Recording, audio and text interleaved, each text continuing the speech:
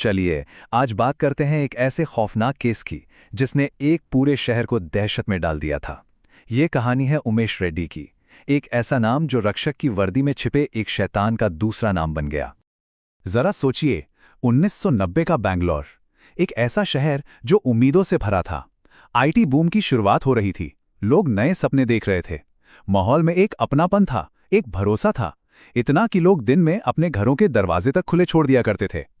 पर इस सुकून और भरोसे के बीच जल्द ही एक डर ने दस्तक दी। शहर के शांत इलाकों में एक के बाद एक हत्याएं होने लगीं, और हर वारदात का तरीका बिल्कुल एक जैसा था। अकेली औरतों को निशाना बनाना, उनका गला घोटना और फिर उनके अंडरगारमेंट्स अपने साथ ले जाना। एक ऐसा पैटर्न जिसने पुलिस के भी होश उड़ा दिए थे।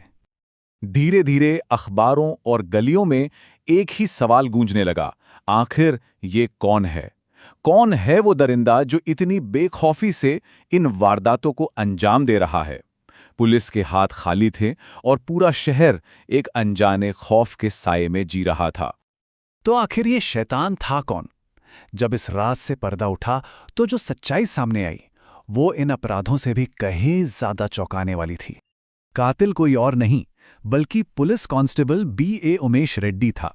जी हां, एक पुलिस वाला जो बाहर से देखने में बिल्कुल शांत और अनुशासित लगता था, लेकिन वर्दी के पीछे एक ऐसी खतरनाक शख्सियत छिपी थी जिसकी भनक उसके साथ काम करने वालों को भी लगने लगी थी। ये भरोसे का सबसे घिनौना कत्ल था। तो ये सब हुआ कैसे? उसकी कहानी में गिरावट बहुत तेजी से आई। पहले वो CRPF में था, जहां से एक हमले की कोशिश के बाद वो भाग गया। किसी तरह दोबारा कर्नाटक पुलिस में भर्ती तो हो गया, लेकिन अपनी हरकतों की वजह से साल भर में ही उसे निकाल दिया गया। और बस इसी बर्खास्तगी के बाद एक कांस्टेबल सीरियल किलर बन गया। अब बात करते हैं उस दौर की जब पुलिस उसके पीछे थी और वो बार बार कानून को चकमा दे रहा था। उमेश रेड्डी का तरीका बहुत सीधा लेकिन उतना ही खतरनाक था। वो कभी सेल्समैन, कभी कुरियर बॉय, तो कभी गैस इंस्पेक्टर बनकर दरवाजे पर आता था और बस एक ग्लास पानी पीने के बहाने घरों में घुल जाता था। उसका अंदाज इतना भरोसेमंद होता था कि कोई उस पर शक ही नहीं कर पाता था। इस केस का सबसे बड़ा मोड़ तब आया जब पीनिया में हुई एक हत्या की जगह से एक गवाह मिला। वो गवाह था विक्टिम का 8 साल का बेटा। उस बच्चे ने अपनी आंखों से सब कुछ देखा था और उसी ने पुलिस को बताया कि खाकी पैंट पहने एक लंबा अंकल घर में आया था। उस बच्चे की हिम्मत ने पुलिस को पहली बार सही रास्ता दिखाया। पर रेड्डी कोई मामूली मुजरिम नहीं था। उसे पकड़ना एक बात थी और पकड़ कर रखना बिल्कुल दूसरी। वो एक बार नहीं, 2 बार नहीं, बल्कि 3-3 बार पुलिस की गिरफ्त से भागा। कभी टॉयलेट के बहाने तो कभी चलती जीप से कूदकर। उसने अपने हर कारनामे से उस पुलिस फोर्स को शर्मिंदा किया जिसका वो कभी हिस्सा था। और सबसे खौफनाक बात यह थी कि वो जब भी भागता था, शहर में हत्याओं और हमलों की एक नई लहर आ जाती थी। ये सिर्फ भागना नहीं था, ये एक तरह से पुलिस को सीधी चुनौती थी, कानून का खुला मजाक था। खैर, आखिरकार वो दिन आया जब उसे आखिरी बार पकड़ा गया। लेकिन इसके बाद शुरू हुआ इंसाफ का एक लंबा और थका देने वाला इंतजार।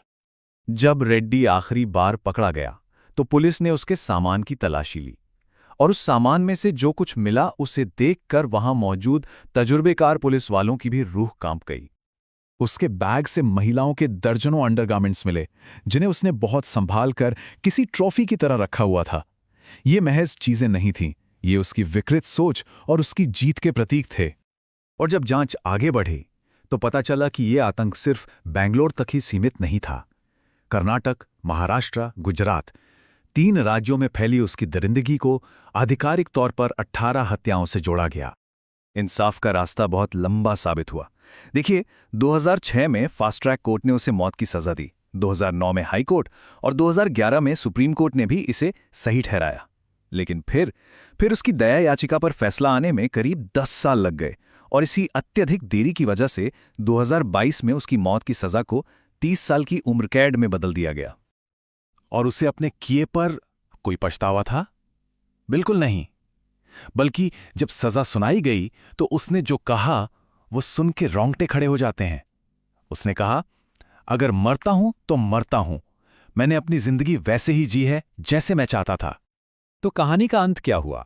उमेश रेड्डी आज जेल में है, लेकिन उसके जुर्मों की परछाई आज भी बैंगलोर पर मंडराती हैं।